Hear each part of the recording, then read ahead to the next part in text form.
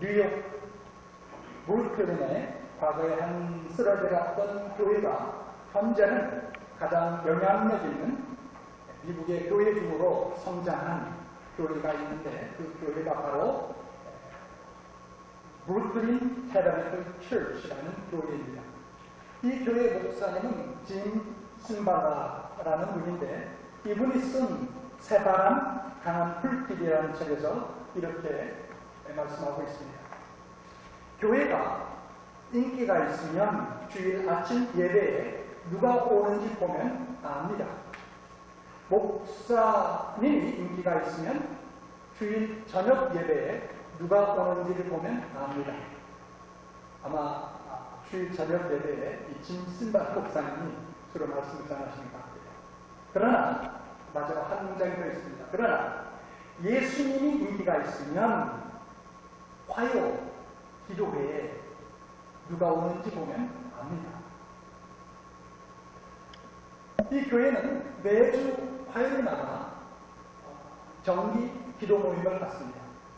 물론 기도 모임이지만 거기에는 물론 찬양도 있고 간증도 있고 짤막한 메시지도 있는데 이 화요 모임에 교회에서 모이는 이 화요 모임에 가장 중요한 부분은 그리고 가장 많이 차지하는 부분은 바로 기도입니다.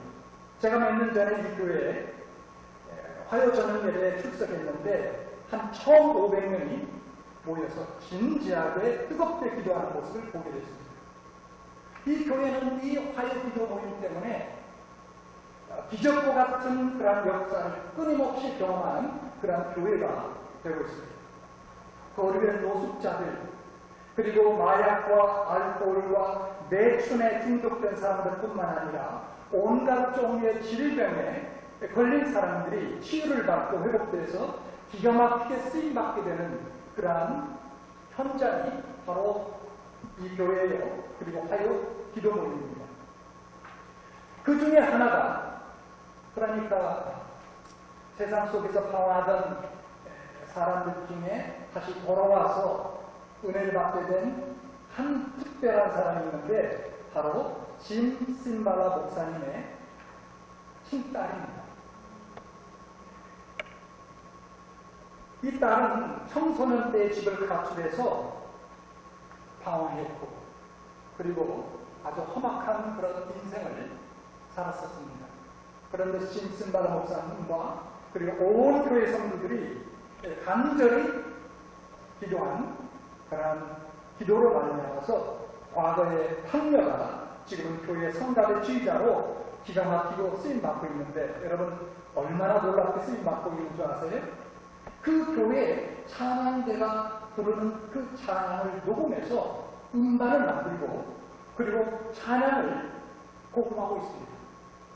그런데 그 음반과 그 찬양이 전 세계적으로 불려지고 있고 그리고 음반이 수많은 사람들에게 팔리고 있다는 것입니다. 사랑하는 여러분, 기도에는 정말로 하늘 보좌를 움직이는 능력이 있습니다. 여러분 그것을 믿습니까? 기도에는 하늘 보좌를 움직일 수 있는 능력이 확실하게 있습니다. 이 세상 어떤 사람보다도 기도의 그 능력과 그리고 기도의 중요성을 알고 사용했던 분이 있다면 바로 예수님 자신이었습니다.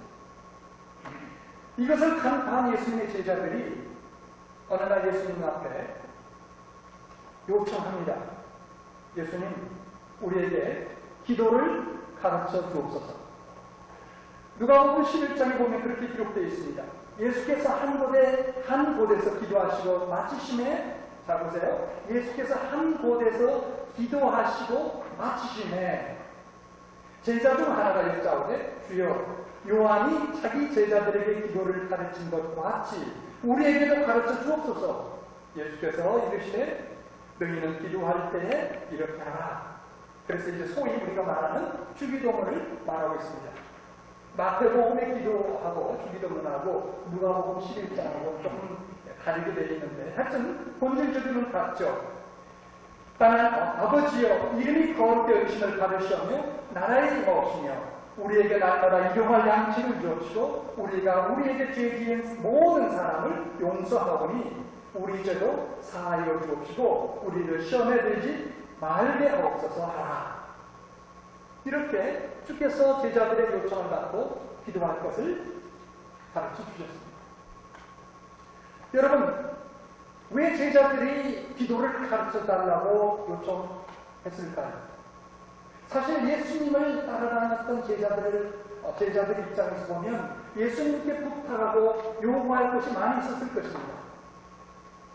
예수님, 우리들에게 예수님처럼 그렇게 권세 있게 능력 있게 지혜롭게 설교할 수 있는 설교 방법 좀 알려 주세요 라고 요청할 수도 있었을 거고요. 예수님께서 온갖 종류의 각색병자를 고치셨던 것처럼 우리에게도 치유의 그 비결을 좀 가르쳐 주십시오 라고 말할 수도 있었을 것입니다.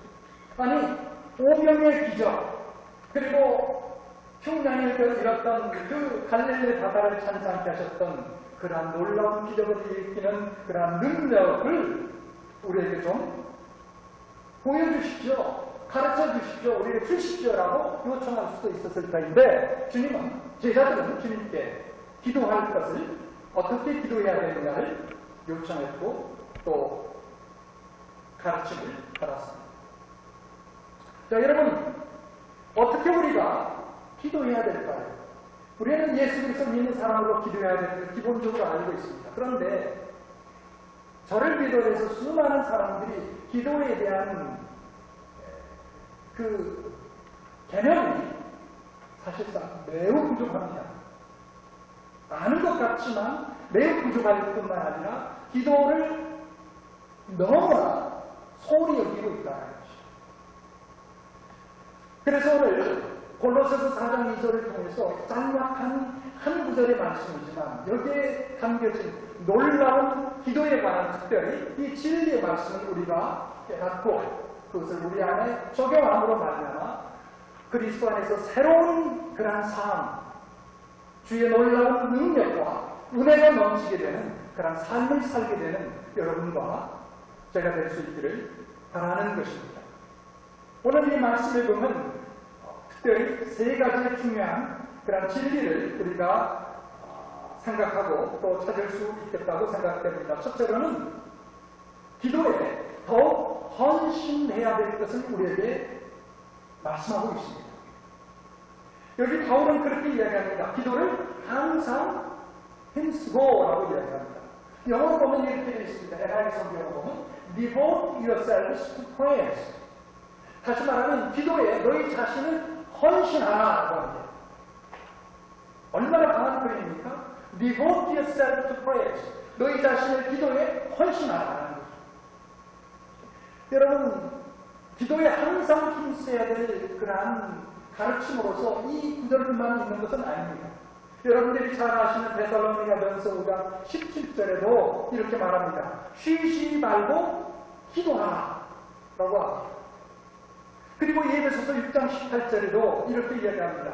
모든 기도와 간구로 하되 무시로 성령 안에서 기도하고 이를 위하여 깨어 구하기를 항상 힘씁니다.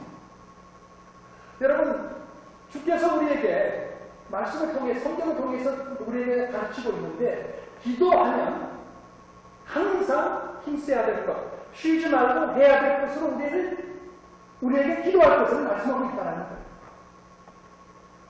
여러분, 쉬지 말고 밥 먹어라, 쉬지 말고 일하라, 쉬지 말고 성경 읽어라.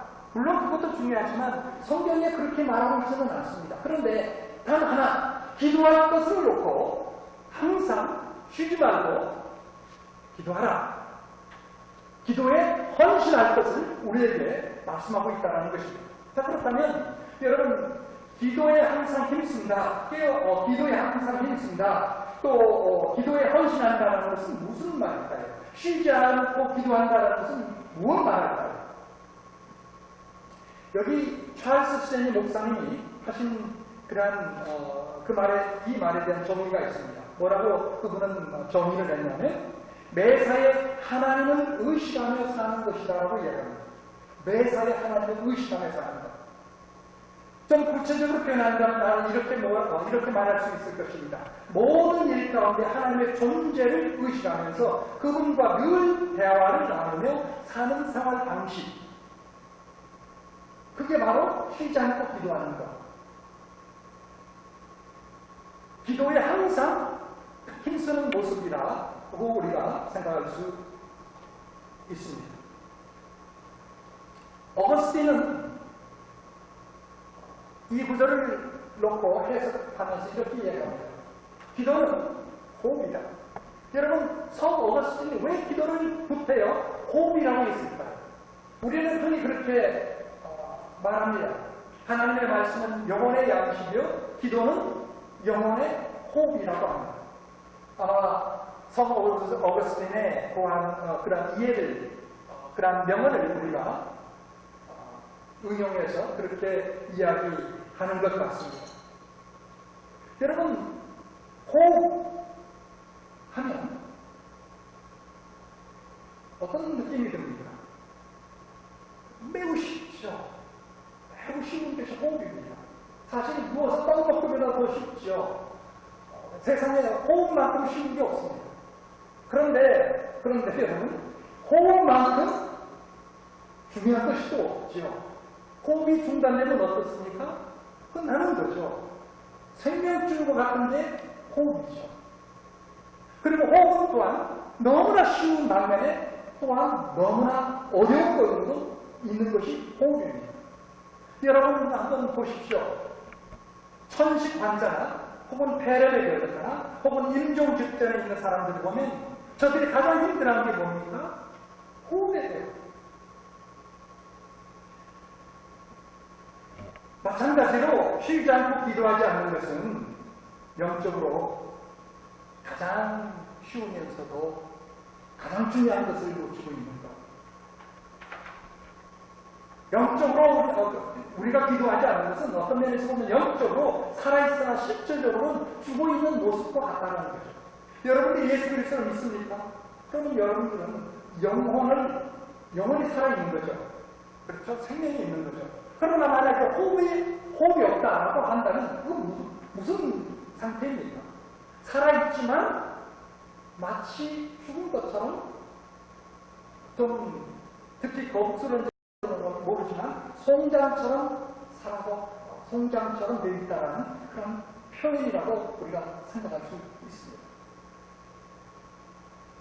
여러분과 제가 기도하지 않는다면, 수시로 기도하지 않는다면 하나님의 은혜로 말미암아 우리가 생명은 얻었지만 하나님의 자녀일지는 모르지만 같이 죽어 있는 모습과 별 차이가 없다는 거죠. 그것을 여기에 우리에게 이야기하고 있는 것입니다. 사랑하는 여러분, 따라서 우리는 생각날 때 기도하는 것으로 만족해서는 안 됩니다. 문제가 발생했지만 기도해서는 안 됩니다. 어떤 분들은 기도를 마치 비상 낙하산으로 생각하는 분들이 있는 것 같습니다. 여러분, 낙하산이라는 것은요, 할 수만 있으면 사용하지 할 수만 있으면 사용하지 않는 것이 좋은 도구입니다.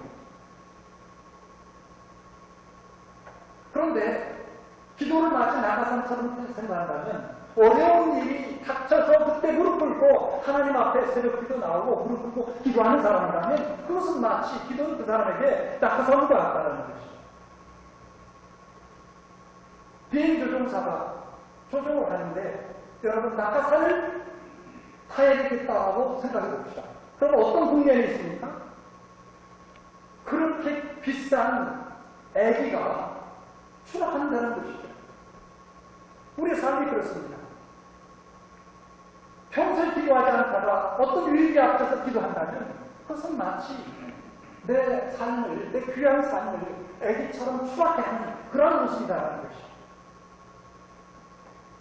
사랑하는 여러분, 정말로 이 말씀을 통해서 우리 모두가 기도에 더욱 헌신할 수 있기를 바랍니다. 기도에 헌신하는 여러분 될 수 있기를 바랍니다.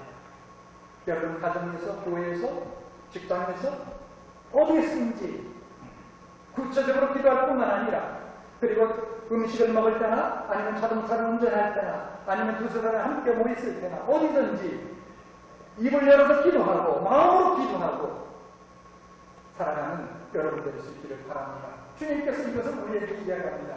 Devote yourselves to prayer. 기도에 헌신하라. 항상 기도에 힘쓸 것을 우리에게 이야기합니다.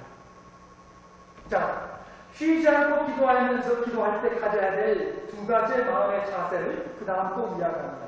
두 가지의 꼭 필요한 자세를 우리에게 말씀합니다. 하나는 깨어 기도할 것, 그리고 둘째로는 감상으로 기도하는 것을 이야기합니다. 첫째, 보십시오. 깨어 기도하라. 여러분, 깨어 기도한다는 것이 무슨 뜻이겠습니까? 여러 가지 의미를 생각할 수 있습니다. 먼저 바짝 정신을 차리고 기도하라는 그런 뜻으로 우리가 해석할 수 있습니다.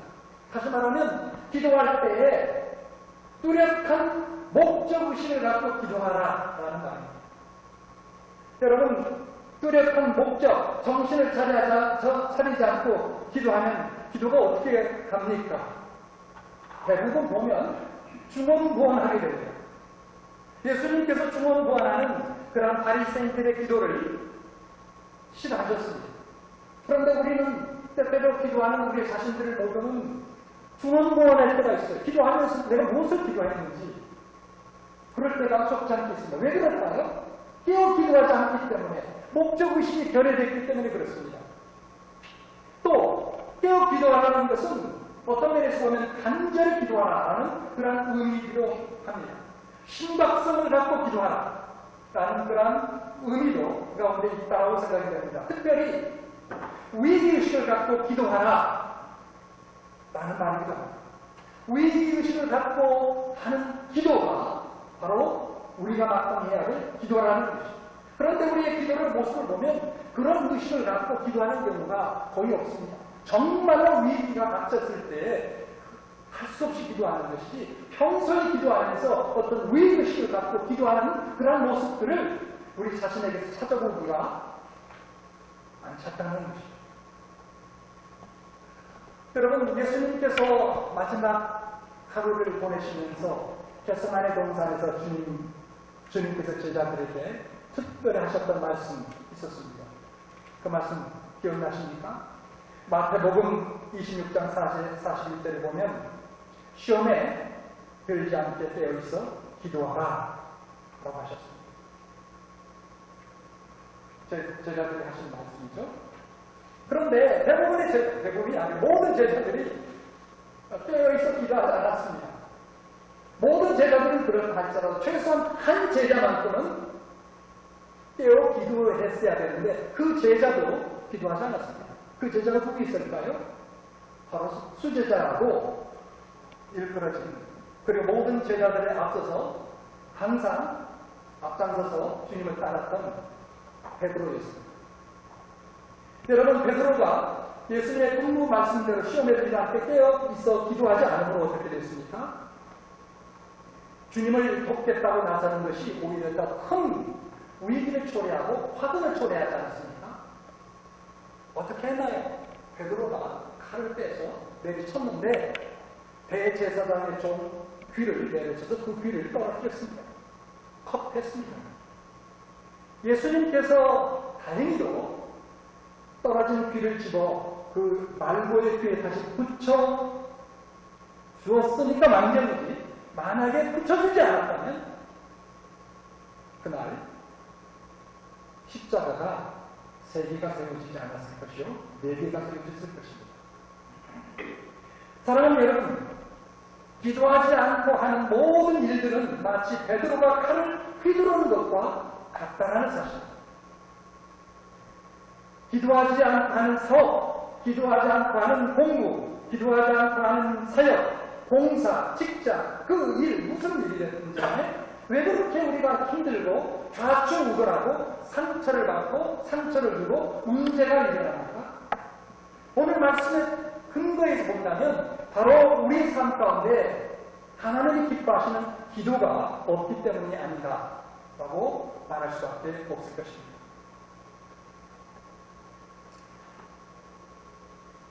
예수님께서 그 마지막 날 게세마네 동산에서 제자들에게 그리고 특별히 아마 베드로를 염두에 두고 하셨던 이 말, 시험에 들리지 않게 여기서 기도하라는 그 말씀에 소홀히 하고서 시험에 빠졌던 베드로가 후에 기도의 중요성을 깊이 깨닫고 기록했던 말씀이 바로 이 말씀이었던 것 같습니다.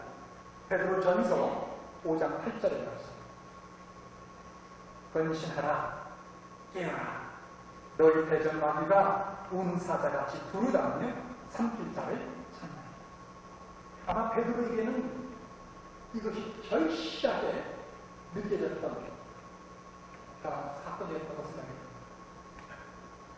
생각합니다. 주께서 그렇게 분부하심에도 불구하고 잠에 취해서 기도하지 못하고 말하다가 그가 시험에 빠졌던 거죠. 그리고 그가 깨닫고서 이렇게 말씀하고 있다고 믿습니다. 근신하라, 깨어라. 너희 대적마귀가 우는 사자같이 두루 다니며 삼킬 자를 찾나니. 사랑하는 여러분, 우리의 삶에는 항상 사탄 마귀가 있습니다. 오늘날 대부분 우리 믿는 사람들 보면 그 마귀, 그 사탄에 대해서 두 가지의 극단적인 잘못된 그 개념들을 갖고 있는 것 같습니다. 하나는 지나친 의식, 사탄 마귀에 대한 지나친 의식이요. 또 다른 한쪽의 극단적인 자세는 지나친 무시라고 생각이 됩니다. 사탄 마귀에 대한 지나친 의식, 그리고 마귀에 대한 지나친 무시. 이건 둘 다 비성경적이요. 그리고 위험합니다. 우리가 어렸을 적에 캄캄한 마음의 길을 걸었을 때 두려워했던 것처럼 어떤 사람들은 사탄, 마귀하면 잘못된 아마 그런 성경적 지식과 신학 때문에 그런지 너무나 두려운 분들이 많아요. 일레들은 같으면 냉장고에 귀신이 있다 해서 냉장고 귀신도 이야기하고요. 또 자동차, 하여튼 모든 만물에 귀신이 마치 붙어 있는 것처럼 그렇게 이야기하는 분들이 있습니다. 잘못된 것이죠. 반면에 귀신을 너무나 무시하는 것, 뭐 귀신 어디 있어? 이런 자세, 이것도 비성경적인 것입니다. 여러분, 베드로를 통해서 우리에게 무엇을 말씀합니까? 너희의 대적 우는 사자가, 너희의 대적 마귀가 우는 사자같이 두루다니며 삼킬 자를 찾고 있다고 합니다. 여러분, 그런 상황 속에서 우리가 어떻게 우리 자신을 보호하고 우리가 어떻게 사탄 마귀를, 그런 사탄 마귀의 유혹과 그리고 공격을 우리가 물리칠 수 있겠습니까? 우리의 지혜입니까? 우리의 힘입니까? 우리의 용기입니까? 아니라는 것이죠. 주님의 말씀과 베드로의 말씀을 보면 바로 깨어서 기도할 때에 우리 자신을 보호하고 마귀의 어떤 공격과 유혹에도 우리가 그것을 이겨나갈 수 있다는 것입니다. 그런 면에서 보면 여러분, 우리는 더욱더 깨어 기도해야 될 것을 우리가 분명하게 이해하고 그와 같은 기도의 자세가 필요하다고 믿습니다.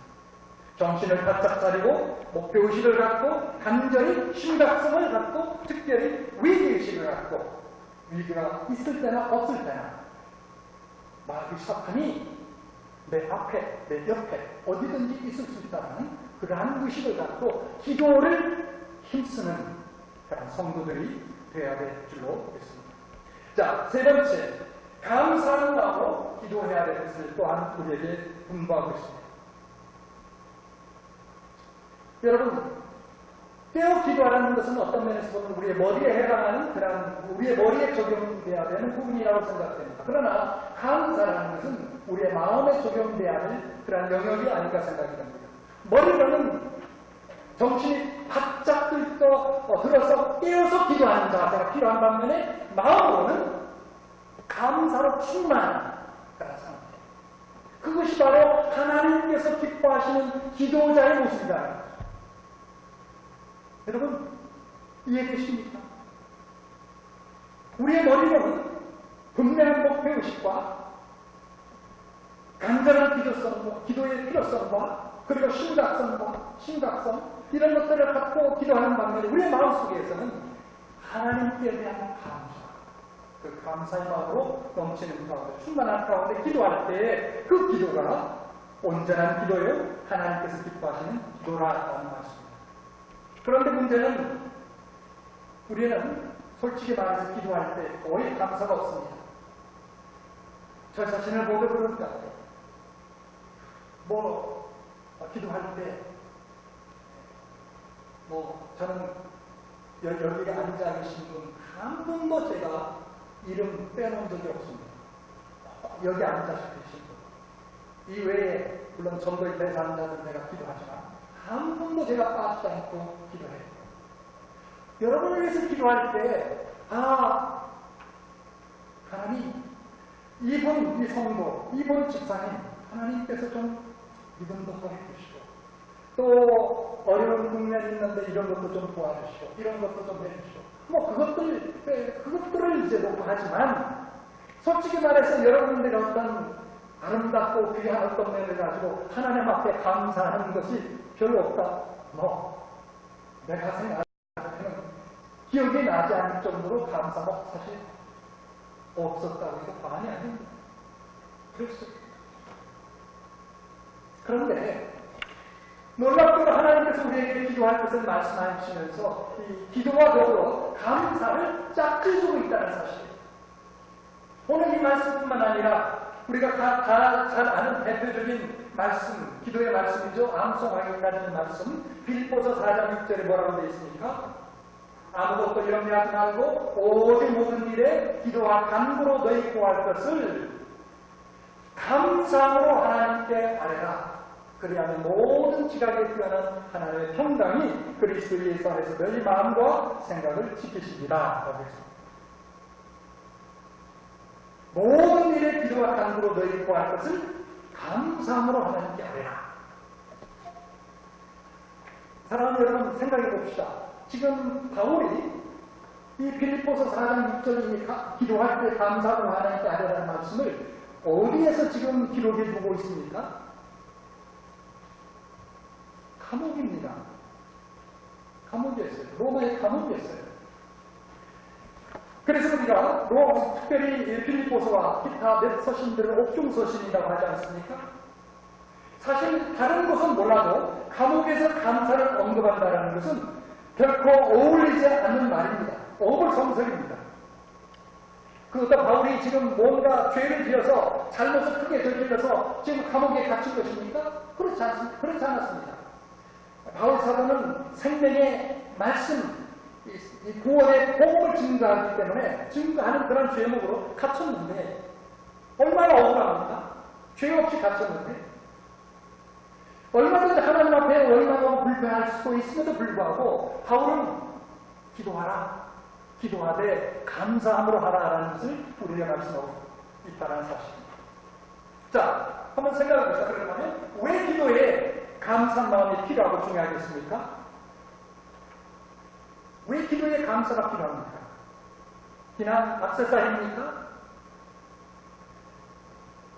여러분, 감사는 우리의 진실한 신앙의 총체적 표현이기 때문에 그렇습니다.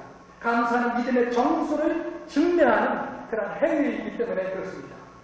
감사는 하나님의 절대 주권을 신뢰한다는 것을 확증하는 산 증거이기 때문에 그렇습니다. 내가 기도할 때 여러분, 우리가 믿지 않고서, 하나님을 믿지 않고서도 하나님 앞에 기도할 수 있습니다. 불신자들 많이 그렇게도 하죠. 어려울 때 하나님 부르면서 다른 데로 기도하지 않습니까? 우리도 그렇게 할 수 있습니다. 그런데 여러분, 그들의 기도와 그리고 우리의 기도가 달라져야 되는 것은 무엇에 달라집니까? 바로 감사라는 것이죠. 믿으면서도 우리가 감사 없이 기도한다면 우리의 기도는 사실상 세상에서 불신자들이 어려울 때 하나님 앞에 하나님께 외치는 그러한 기도와 어떤 경우는 다를 바가 없을 수 있습니다.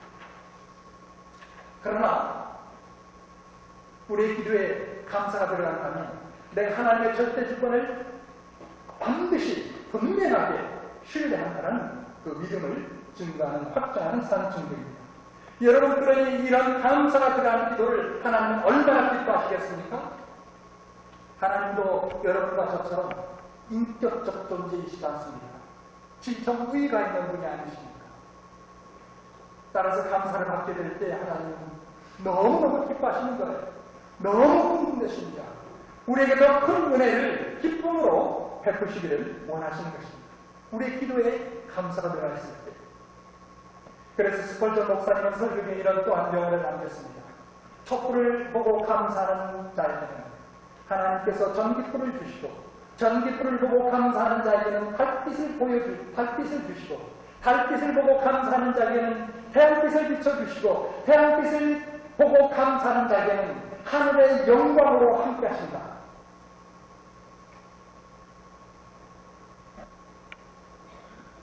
사랑하는 어려운 가운데서 감사하는 것, 감사를 기도하는 것, 너무 중요합니다.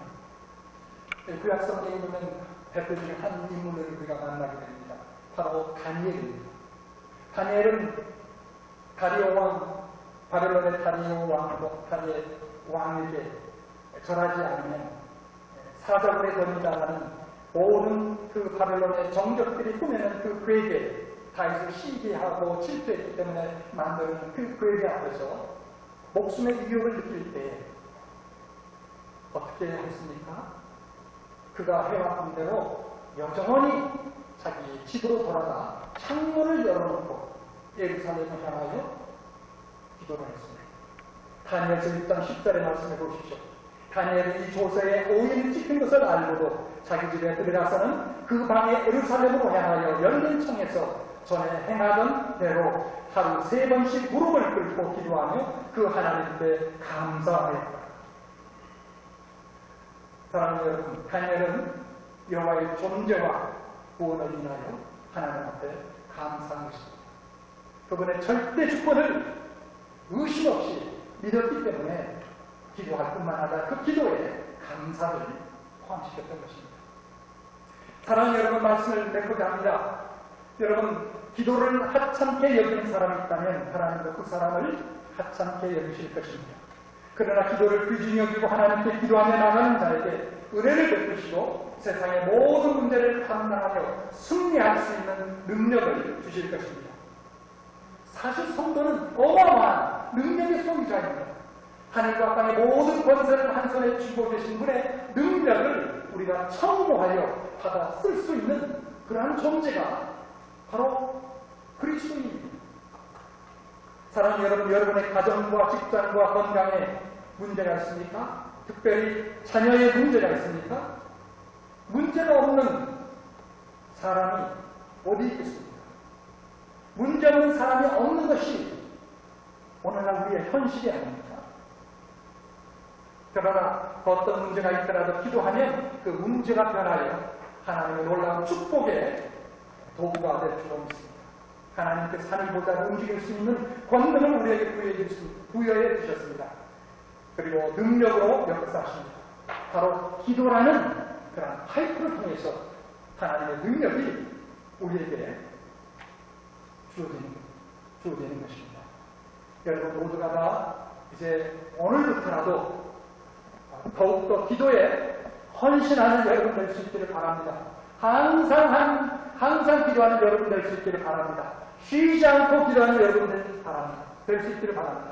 항상 하나님의 문제를 인식하면서 그분과 늘 대화하는 가운데 어디에 있든지 어느 때이든지 여러분의 상황을 염려해 나갈 수 있기를 바랍니다. 그 기도 속에 이런 마음을 꼭 가지십시오. 정신 바짝 차리는 마음, 깨우기도 하는 마음, 두리뭉실 중언부언하는 것이 아니라 뚜렷한 사명과 목표의식을 갖고 기도하는 자세, 마음, 그리고 또한 감사는 그런 마음을 갖고 하나님 앞에 기도하는 여러분 모두가 될 수 있기를 주의 이름으로 간절히 축원합니다.